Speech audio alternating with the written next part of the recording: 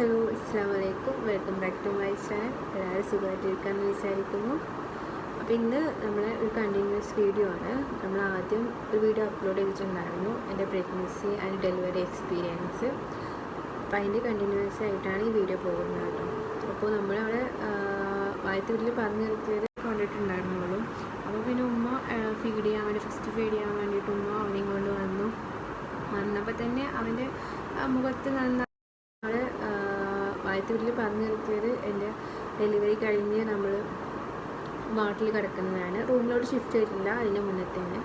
അപ്പോൾ പറഞ്ഞ പോലെ തന്നെ അങ്ങനെ മോനെ ഫീഡ് ചെയ്യാൻ വേണ്ടി കൊടുന്നു. അപ്പോൾ ഫീഡ് ചെയ്യുന്ന സമയത്ത് എനിക്ക് എന്താ പ്രശ്നം എന്ന് വെച്ച് കഴിഞ്ഞാൽ മോൻ പാല് കുടിക്കുന്നുണ്ടായിരുന്നില്ല.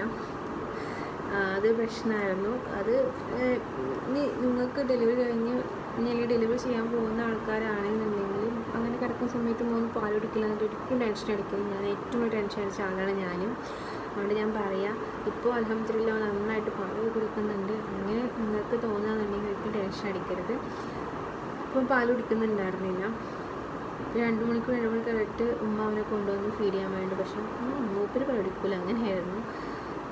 അപ്പോൾ പിന്നെ ഒരു റൂമിലെത്തിയിട്ട് നമ്മൾ ഫോർമുല മിൽക്ക് കൊടുത്തു അവൻ്റെ വിശപ്പടങ്ങാൻ വേണ്ടിയിട്ട്. പിന്നെ സ്ഥിരം അതായത് മൂപ്പർക്ക് പരിപാടി, എൻ്റെ പാല് വേണ്ട, ഫോർമുല മിൽക്ക് മതി, കള്ളത്തരം കാട്ടിയിട്ട് അത് കുടിക്കുമായിരുന്നു പരിപാടി. അപ്പോൾ എനിക്ക് ഭയങ്കര ടെൻഷനായിരുന്നല്ലോ, പാൽ കുടിക്കണം, എൻ്റെ കുട്ടി പാൽ കുടിക്കണില്ല. ഡോക്ടറോട് പറയും, പിന്നെ അവർ NIC കൊണ്ടുപോയിട്ട് പാൽ നോക്കും, ഷോൺ കുടിക്കൂല, വാശിയായി, കരച്ചിലായി, അങ്ങനെയായി. പക്ഷേ അൽഹംദുലില്ലാ നമ്മൾ വീട്ടിലെത്തിയിട്ട് അവൻ്റെ 7th ആയിരുന്നു അവൻ്റെ പുക്കിൾക്കൊടി പോയത്. എന്നിട്ടാണ് ചാടിയത്, എന്നിട്ടാണ് കുളിപ്പിക്കാൻ പറഞ്ഞിരുന്നത്. അപ്പോൾ 7th കഴിഞ്ഞ് എന്നെ 8th ആണ് കുളിപ്പിക്കാൻ തുടങ്ങിയത്. അന്ന് കുളിച്ച് കഴിഞ്ഞപ്പോൾ തന്നെ അവൻ പാടിക്കാൻ തുടങ്ങി. പിന്നെ ഇതുവരെ അൽഹംദുലില്ലാ കുഴപ്പമൊന്നുമില്ലാതെ പോകുന്നു. അപ്പോൾ ഇന്ന റൂമിലോട്ട് ഷിഫ്റ്റ് ചെയ്ത് ഒരു 2 മണിയൊക്കെ ആയപ്പോഴാണ് കേട്ടോ. കാരണം അന്ന് കുറേ സിസെക്ഷൻസ് ഉണ്ടായിരുന്നതുകൊണ്ട് ഒരുപാട് പേഷ്യൻറ്റ് ഷിഫ്റ്റ് ചെയ്യുന്നുണ്ടായതുകൊണ്ട് എന്നെ അവർ പറഞ്ഞത് 1:30 ആകുമ്പോൾ ഷിഫ്റ്റ് ആവുന്നതാണ്. പക്ഷേ നല്ല ലേറ്റ് ആയിട്ടുണ്ടായിരുന്നു. 2 മണിയൊക്കെ ആയപ്പോഴാണ് ഷിഫ്റ്റ് ആക്കിയത്. ആ ബെഡിൽ നിന്ന് അങ്ങോട്ടും ഇങ്ങോട്ടുള്ള നീക്കമായിരുന്നു അതിൻ്റെ ഏറ്റവും വലിയ ബുദ്ധിമുട്ട്. കാരണം നമുക്ക് ഷിഫ്റ്റ് ചെയ്യാൻ കൊണ്ടുപോകുന്ന ബെഡ് കുറച്ച് ഹൈറ്റ് ഉണ്ടായിരുന്നു, നമ്മൾ കിടക്കുന്ന ബെഡ് കുറച്ച് ഹൈറ്റില്ലാതായിരുന്നു. അപ്പോൾ ആ ബെഡിൽ നിന്ന് ഇങ്ങോട്ട് മാറണമെങ്കിൽ ഭയങ്കര ബുദ്ധിമുട്ടായിരുന്നു. അത് നമ്മൾ തന്നെ നോക്കണം, അല്ലെങ്കിൽ അവർക്ക് പൊന്തിച്ച് ചെയ്യാൻ, കാരണം നമുക്ക് നല്ല പെയിൻ കൂടും. അപ്പോൾ അവർ നമ്മൾ നീങ്ങി ചെല്ലാനാണ് പറയുക.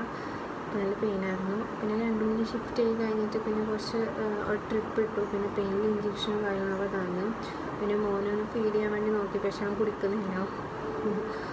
പിന്നെ മോൻ രാത്രി ഹോസ്പിറ്റലിൽ നിന്ന് മോൻ രാത്രി അങ്ങനെ കരച്ചിലൊന്നുമില്ല. ഞാൻ വിശക്കുമ്പോൾ ചെറുതായിട്ട് കരയും, നല്ലത് അങ്ങനെ വലിയ അലമ്പും കാര്യങ്ങളൊന്നും ഇല്ലായിരുന്നു. പിന്നെ ഞാൻ 2 മണിക്ക് വന്ന് എൻ്റെ ട്രിപ്പും കാര്യങ്ങളും, പിന്നെ ഞാൻ ഫുഡ് എന്ന് പറയുന്നത് ലൈറ്റായിട്ട് കഴിക്കാനാണ് ഡോക്ടർ പറഞ്ഞു. അപ്പോൾ ഒരു ചായയും ബെന്നും കഴിച്ചു.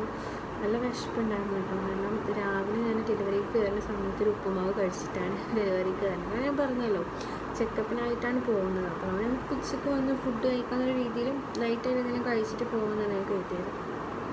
അങ്ങനെ അത് കഴിച്ചിട്ടേ പോയത്. അപ്പോൾ 3 മണിക്കൂർ ഒന്നും കഴിച്ചിട്ടുണ്ടായിരുന്നില്ല, വെള്ളമൊന്നും കുടിച്ചിട്ടുണ്ടായിരുന്നില്ല. പിന്നെ നമുക്ക് ഇവിടുന്ന് വാർഡിലോട്ട് ഷിഫ്റ്റ് ചെയ്താൽ കുറച്ച് വെള്ളം തരും കേട്ടോ. അത് നമുക്ക് 8 മണിക്കൂർ കഴിഞ്ഞിട്ട് നമുക്ക് വെള്ളം തരാം. അത് കുറച്ച് വെള്ളം തരും, ചൂടുവെള്ളം കുടിക്കാൻ വേണ്ടിയിട്ട്. അതോടെ നമുക്ക് വെള്ളമൊന്നും കുടിക്കാൻ പറ്റില്ല. അപ്പോൾ പിന്നെ പക്ഷെ നമുക്ക് ദാഹവും വിശപ്പൊന്നും അങ്ങനെ എനിക്ക് തോന്നിയിട്ടുണ്ടായിരുന്നല്ലോ. ഒന്നാമത് ടെൻഷനും കാര്യങ്ങളായിട്ടാവാം. പിന്നെ ഞാൻ പറഞ്ഞ പോലെ ഞാൻ റൂമിൽ വന്നിട്ട് ചായയും ബെന്നും കഴിച്ചിട്ട് കിടന്നു. പെട്ടെന്ന് ഉറങ്ങിപ്പോയി കേട്ടോ. ഞാൻ ഒന്നും അറിയാതെ അങ്ങനെ ഉറങ്ങിപ്പോയി. മോനെ എണീക്കൊന്നും ഒന്നും അറിഞ്ഞിട്ടുണ്ടായിരുന്നില്ല. ആദ്യത്തെ ദിവസമായിട്ട് തോന്നുന്നുണ്ട്. പിന്നെ മുതൽ അങ്ങോട്ട് അറിയാനൊക്കെ തുടങ്ങിയിട്ടോ. പിന്നെ കഴിഞ്ഞ് രാവിലെ മോർണിംഗിന് അവർ എന്നെ കുളിക്കാൻ സമ്മതിച്ചിട്ടുണ്ടായിരുന്നില്ല. വീട്ടിലെത്തിയിട്ട് കുളിച്ചാൽ മതി എന്നാണ് പറഞ്ഞിരുന്നത്. കാരണം സ്റ്റിച്ചൊക്കെ ഒന്ന് ഉണങ്ങിക്കോട്ടെ കഴിഞ്ഞിട്ട് അതാണ് തോന്നുന്നത്, എനിക്കറിയില്ല. പക്ഷേ ചില ഹോസ്പിറ്റലിലൊക്കെ നേരെ വിപരീതമാണ്, പിറ്റേന്ന് തന്നെ കുളിക്കാനൊക്കെ പറയാം. പക്ഷേ എന്നോട് പറഞ്ഞിട്ടുണ്ടായിരുന്നില്ല. പിന്നെ ഫസ്റ്റായിട്ട് എനിക്ക് ബാത്റൂമിലേക്കുള്ള നടത്തമാണ് ഏറ്റവും ബുദ്ധിമുട്ടായിരുന്നത്. നമുക്ക് എന്താ പറയുക, അത്രയും പെയിനായിരിക്കും. കാരണം ഇത് നോർമൽ ഡെലിവറി ആണെങ്കിലും എന്താ പറയുക, അതേപോലെ സെക്ഷൻ ആണെങ്കിലും നമുക്ക് പ്രസവം കഴിഞ്ഞിട്ടുള്ള ആദ്യം നടത്തുന്നത് പറഞ്ഞാൽ എല്ലാവർക്കും കോംപ്ലിക്കേറ്റഡ് ആയിരിക്കും. അങ്ങനെ അതൊക്കെ കഴിഞ്ഞു പോയി. ഇപ്പോൾ നമുക്ക് ഈ സമയം കടന്നു പോകുമെന്ന് പറയുന്ന പോലെ ആ സമയമൊക്കെ കഴിഞ്ഞു പോയി.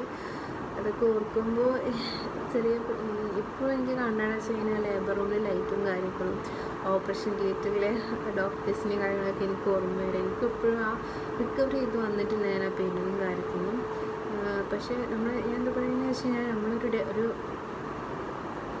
ഒരാൾ ഡെലിവറി കഴിഞ്ഞ് നമ്മളെ വീട്ടിൽ ഉണ്ടെങ്കിൽ അവർക്ക് മാക്സിമം നമ്മൾ മനസ്സമാധാനവും കാര്യങ്ങളും അതേപോലെ സ്നേഹവും പരിചരണമൊക്കെ കൊടുക്കാൻ ശ്രമിക്കുക. കാരണം അവർ കടന്നു പോകുന്ന അത്രയും ബുദ്ധിമുട്ടുള്ള ദിവസങ്ങളായിരിക്കും. ചിലർക്ക് മാനസികമായിട്ടുള്ള പ്രശ്നങ്ങളുണ്ടാവും. കാരണം ഒന്നാമത് പെയിൻ്റെ കാര്യങ്ങൾ, ഉറക്കമില്ലായ്മ, കുട്ടിനെ നോക്കുന്ന ഉറക്കമില്ലായ്മ, ഫീഡിങ് കാര്യങ്ങളൊക്കെ ആയിട്ട് ആൾക്ക് ഭയങ്കര ബുദ്ധിമുട്ടുണ്ടാവും. നമ്മളായിട്ട് അവരെ കുത്തി നോവിക്കാതെയും എന്താ പറയുക, നമ്മൾ സമീപം അവർക്ക് കൊടുക്കുക, ഒരിക്കലും അവർ വേദനിപ്പിക്കരുത്. കാരണം അവർ അത്രയും ബുദ്ധിമുട്ടുള്ള ദിവസങ്ങളാണ് കടന്നു. അപ്പം നമ്മൾ എത്രത്തോളം അവരെ കെയർ ചെയ്യാൻ പറ്റും അത്രത്തോളം കെയർ ചെയ്യുക.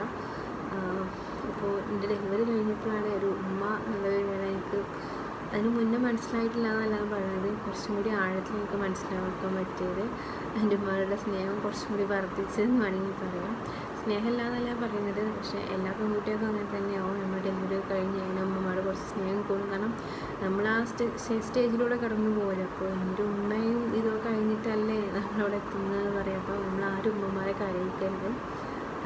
ഇത്രക്കുള്ളൂ പറയാൻ, എക്സ്പീരിയൻസിനാണ് ഇത്രക്കുള്ളൂ പറയാൻ.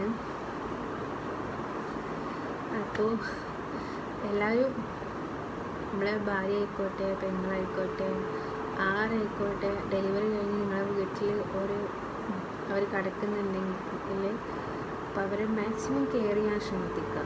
അവർ ഓരോന്ന് പറഞ്ഞ് കുത്തി നോവിക്കാതെ, അല്ലെങ്കിൽ കുട്ടിക്ക് തടി കുറവാണ്, പാലിൻ്റെ പ്രശ്നമാണ്, അങ്ങനെയൊന്നും പറഞ്ഞിട്ട് അവരെ വിഷമിപ്പിക്കാതിരിക്കുക. അതാണ് നമ്മൾ മാക്സിമം ചെയ്യേണ്ടത്.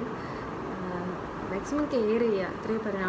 അവർക്ക് ഒരു ഫ്രീഡം, എന്താ പറയുക, അവർക്ക് ഒരു സമാധാനം കൊടുക്കുകയെന്ന് വേണമെങ്കിൽ പറയാം. ആ സമയത്ത് ഏറ്റവും കൂടുതൽ നമുക്കത് വേണ്ടത് അതാണ്. അതായത് നമ്മൾ കുറേ ഫുഡ് കഴിക്കാൻ കൊടുത്തിട്ടും കാര്യങ്ങൾ കൊടുത്തിട്ടും ഒന്നും ഇതല്ല, അവർക്ക് മനസ്സിന് സമാധാനം കൊടുക്കുക. അത്രയാണ് നമ്മളെ കൊണ്ട് ചെയ്യാൻ പറ്റുന്നത്. അപ്പോൾ എല്ലാവർക്കും വീഡിയോ ഇഷ്ടപ്പെട്ടാൽ സബ്സ്ക്രൈബ് ചെയ്യുക, ലൈക്ക് ചെയ്യുക, കമൻറ്റ് ചെയ്യുക.